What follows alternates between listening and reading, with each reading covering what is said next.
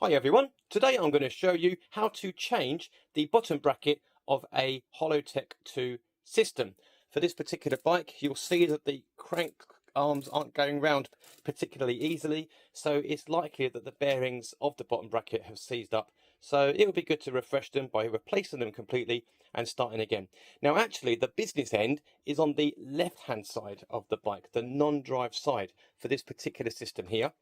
But it would be a good idea to get rid of the chain first. You don't have to actually remove the chain by way of a chain brake tool, but it's good just to get the chain off of the chain rings so they're running freely. So that's the first thing you can do. But yeah, we're going to turn the bike round because all the work is on the left hand side. Okay, now we're on the business side.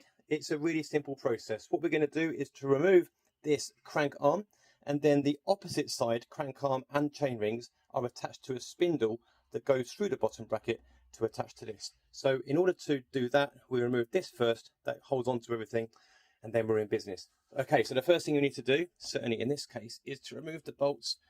Well, they weren't too tight.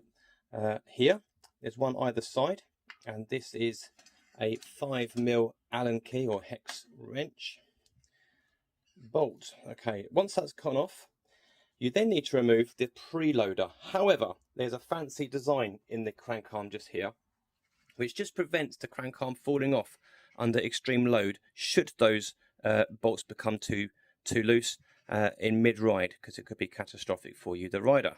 And that is just by lifting up this tab. There we go. So that's done. The bolts are loose. You now then get your preload tool here to remove this bolt that's inside. It's only plastic, and all this is used is to preload the crank arm when you put it back on. So there's not a huge amount of tension there, but nevertheless that needs to come off. Now when removing the crank arm, sometimes it's on a bit tight, so see how you get on.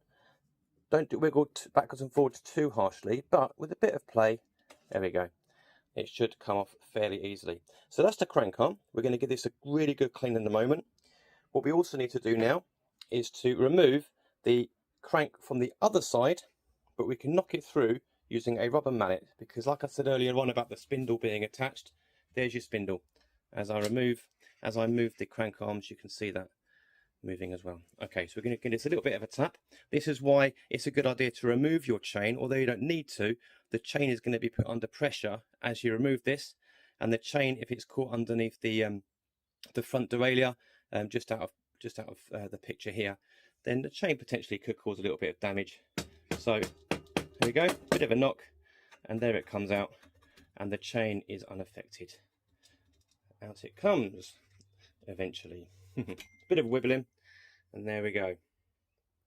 Okay, so that's the chain ring gone as well from that side. I know it's slightly out of focus because I'm focused on the bottom bracket, but the general principle is we are going to give this a really good clean now. I'm just going to show you quickly how to do that. Using a wire brush, I like to clean all of the teeth on the spindle here and make sure all the gunk is gone. You've also got threads inside here, which was for the preloader. I'm going to clean those up as well. You can use some isopropyl alcohol, which is really helpful just to get the gunk out. And similarly, we're going to do the same in here and elsewhere, and just get this really a good old clean. Once we've done that, then we'll get to work removing the bottom bracket. Using a Hollowtech II specific tool, you can remove the bottom bracket. Usually there are arrows, as there are here, showing you the direction, but you are going to be going in a traditional direction to unscrew. You're going lefty-loosey, which is anti-clockwise on the left side. Now a bit of pressure is going to be required if it had been done up well, and as you unscrew, it's going to be quite tight. But don't worry about that. It's got like a bit of a thread locker in it, and your replacement will also have thread locker, which I will show you in a moment as well. Bit of a clue in the name really, but anyway, there we go. So we're going to keep going around here. This might take a bit of a while, and eventually it will be loose enough that you can probably undo it by hand. I'm being really careful here because the last thing I want to do is to scratch the bike frame with the tool, so there's a bit of common sense required here. That's getting a bit thinner, so let's see if it comes off my hand.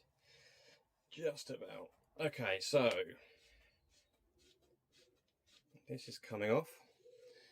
And once we've done this, I'm going to flip the bike round and take off the bottom bracket from the other side. But what's really nice to see are these threads here. They're looking really clean, really shiny, which is wonderful. I'll also get a wire brush on them as well, like I have done with the crank arms, just to clean everything out. I'll also put a bit of WD-40 in here as well, just to help the swarf be washed out. And then, yeah, I'll take you to the next part of the video. Now this side is much muckier, which makes sense actually if you think about it, because you have the big chain ring on this side as well. It's often hard to clean bikes behind it. So while we've got this off, we're also going to give this a good clean, bearing that in mind. But you'll see here the arrow to tighten, it's a different direction. It's against the traditional direction. So we're going to be going clockwise to undo this one. And let's see how much welly this one needs. Oh, not too much, but it'll still require a bit of oomph. Okay, golly, this is quite difficult to remove actually.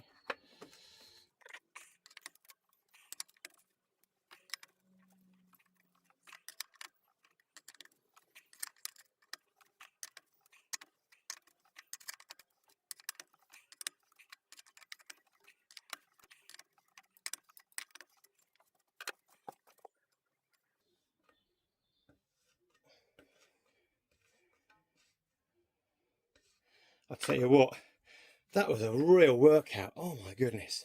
Anyway, there it is off, and you can see how much gunk was there, and it's not quite oxidized. It's not really galvanic corrosion where two metals start to weld to each other. However, there is definitely some degree of oxidation, which definitely held things together a bit too much. The threads still look quite intact though, which is really good, because the last thing I want to do is to chase the threads. That'll be for another video. But yeah, we're going to get the wire brush on that as well. WD-40, as I said before, and give things a really good clean. And then we will be ready to fit the new bottom bracket in place. Before we go any further, I just want to show you how cool that string of pearls of grease is inside one of the new bottom bracket bearings. How cool is that? Okay, so this is one of the older ones. That was the drive side one, I think. Hopefully that's in focus. And that was moving quite well. Those are the bearings inside. This was the opposite side, and yeah, you can hardly move it. There's a real difference there. Look, by me moving it with my finger, it's just going. But yeah, the other one was moving quite well. Bearing in mind, those were the old ones. New ones, don't want to get mucky. New ones looking really good. Right, I've got things to be a lot cleaner in here. I've actually used a bit of brake cleaner as well. It's not the nicest of stuff to breathe in or get on your skin, but I used that just to help clear up the threads a bit more. What I'm going to do now is put a little bit of bike grease and just swirl this around with my finger. And that will just help the two lots of threads, as in the bottom bracket and these threads, engage with each other. But of course we have got that thread locker, which is going to hold everything in place. So that's hopefully going to give it a little bit more lubrication just to help things get into place. In terms of getting the right size, in case you were wondering how to order parts, on the side of your bottom brackets there will always be, or the bearings rather, there will always be the dimensions written down. These are nearly always 68mm across for a road bike frame, but again you can double check that. But these are fairly standard. There aren't a whole bunch of different measurements for this particular type of Hollowtech II, which is so helpful. So just the main thing you got to do is make sure you're putting the right side on the right side. So we're on the right side here.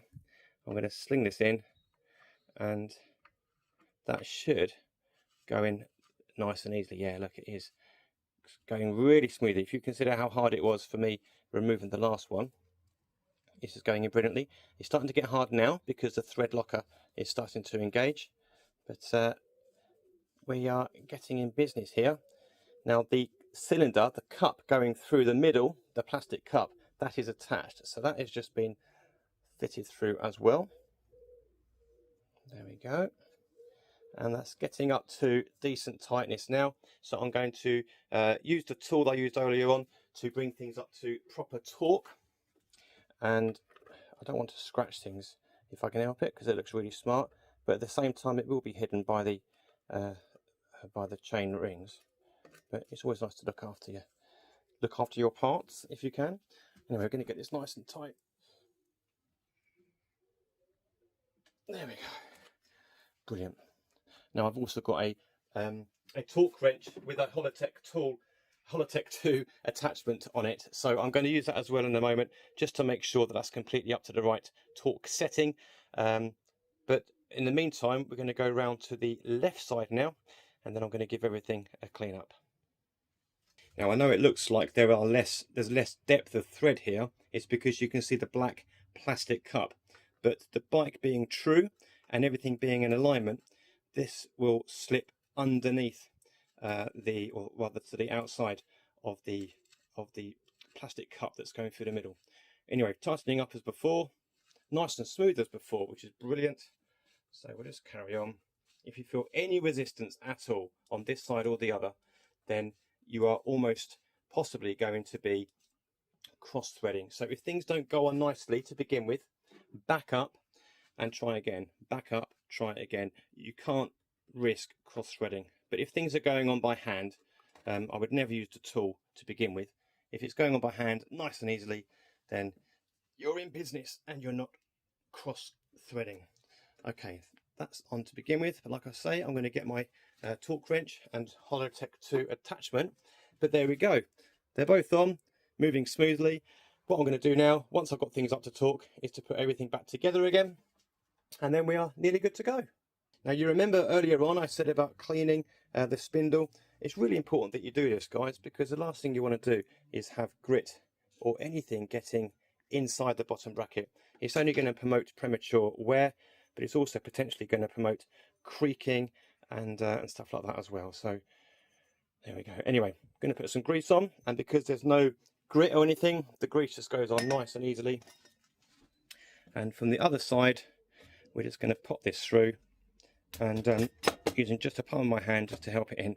There we go. And already, oh my goodness, that is moving so much more freely than the one we just took off, which is great. We'll do some further cleaning here just to make sure there's nothing getting caught. I'm going to pop a little bit of grease onto the spindle kinks here, because why not? It helps things get on. It's not going to cause it to be loose at all, but it's a wonderful way of just helping things into place. And with nice clean threads inside here, we're going to pop this back in. Remember, the opposite way round to the opposite side. And then, you remember that preload bolt from earlier on? Put it back on your tool, and we're going to tighten this up. It hasn't got a very specific torque to it. The idea is it's going to just close the gap for the crank arm to the bearings here. Now, there isn't a big gap anyway, but looking down, you're not really going to see it from the camera because it's quite a small amount anyway. Let me just try and adjust it though, saying that. Bear with. Let's get that. Yeah, you can't really see it. There's a small gap. So let's just see if that gap just closes on camera. Yeah, there we go. And that just puts things into place where it needs to be. But you're only nipping this up. You're not doing this bolt up super tight. It's only enough to just get things into place initially. Okay, let's get ourselves back in focus. And then the last job is to do up those bolts from before. Very helpfully, there are some torque settings here. I really would advise you getting a torque wrench if you haven't got one, because it's just a good idea to be sure you're not under tightening or over tightening. Obviously, you make sure this tab is in as well from before. And I like to do them up evenly as different amounts, similar to stem bolts. I don't like to do one up massively tight and then the next. You want things to stay as true as they can for as long as possible. So there we go. I'm going backwards and forwards, and then for 12 to 14, that's probably about that. But again, I'm going to get a torque wrench after the video and just double check. Okay, there we go. Moving so much more smoothly now. Oh my goodness, that's brilliant. That's so good. Okay, so there you go. If you do put this on and you find that the pedals, the crank arms just aren't spinning very freely at all, you may well have done your preload bolt up a bit too much. So while it's important that this isn't loose and your preload bolt has to be tightened sufficiently, you can sometimes over tighten it, and that will make things not move as freely. it's not the end of the world, but what it's going to do is put unnecessary pressure on this bottom bracket bearing and the other side and just cause premature wear. So if your if your crank arms are spinning freely before the service and then you find they're not moving terribly easily after that, that'll probably be your problem. Anyway, we're there now. What I'll do is reattach the chain onto the chain ring on the other side, but we're in business, guys, so we also then are job done. It is as simple as that. Don't be put off by bike maintenance. Just spend a few quid on a few tools and you can service your bike in so many different ways. And it's not just brake cables and gear cables and fine-tuning derailleurs. This is now your ability to change the bottom bracket for a Hollowtech II system. Thanks very much for watching. Please remember to like and subscribe, and I'll see you next time.